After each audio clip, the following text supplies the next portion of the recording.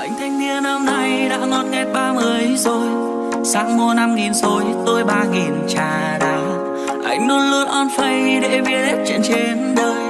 Đăng cái test bình thường cũng phải gần 1.000 like. Anh thanh niên năm nay vẫn chẳng thấy vợ con gì. Anh nói mấy cô yêu nhưng anh không cần người yêu. Ba má anh sang ra vẫn vội vã chạy đi làm. Anh nói anh còn nhỏ nên đã biết làm gì.